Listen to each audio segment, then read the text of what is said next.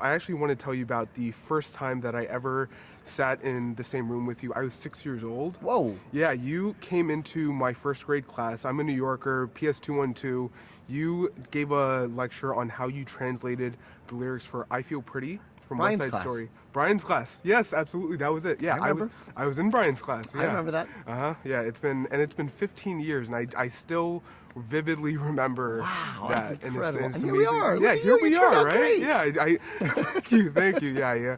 I've aged a little bit since I'm so then. Yeah. proud of you. I'm Thank so you. glad we get to sit here. Thank you so much. Yeah, and so I've always wondered, because your work had such an impact on me when I was a kid, how do you hope that your work impacts the youth of today? And do kids ever go up to you and quote your lyrics back at you?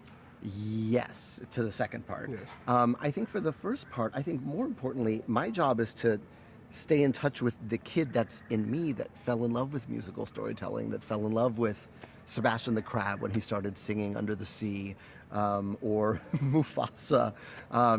That's, I think the job of an artist is to kind of protect that flame of creativity that I think all kids have naturally. I listen to my kids make stuff up and you just can't believe the gems they casually drop because they're little and everything's possible. And I think your job as an artist is to maintain that and stay in touch with it. So I'm happy when kids love music I've written or stuff I've worked on, but I'm really trying to like satisfy the kid in me who was transfixed by Under the Sea when he was 9.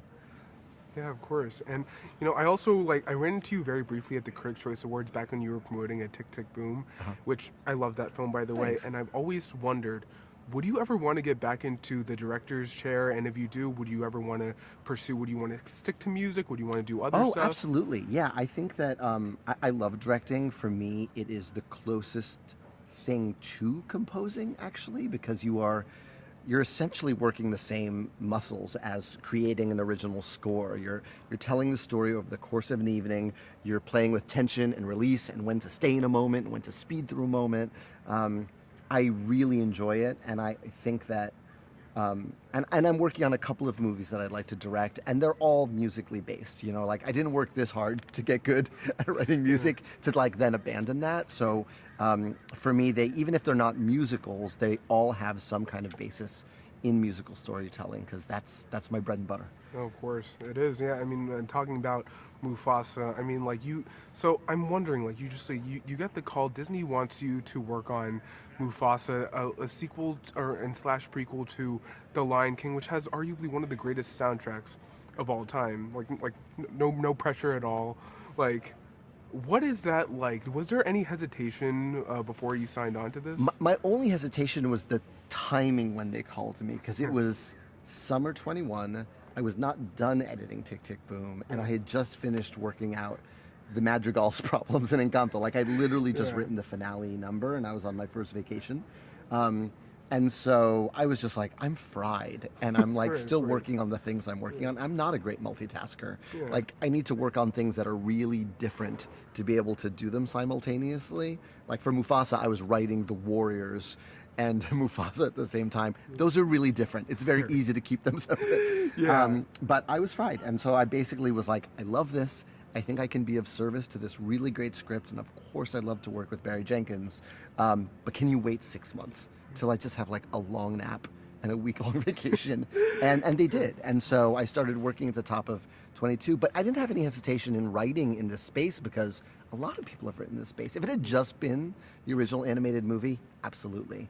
But Beyonce has made an inspired by album that expanded the sound of what a Lion King album could be. There's an amazing Broadway musical with incredible arrangements by Lebo and Mark Mancina that sort of totally expanded the palette of what these songs sound like. So I just felt like there was space to play because so many people had worked in this space before.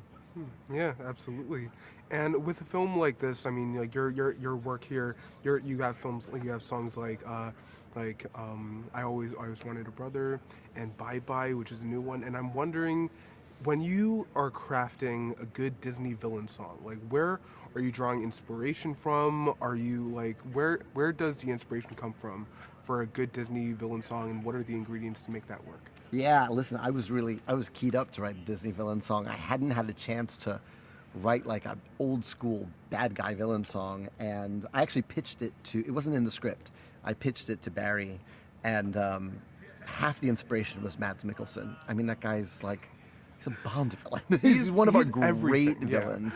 And I could just picture his voice really clearly.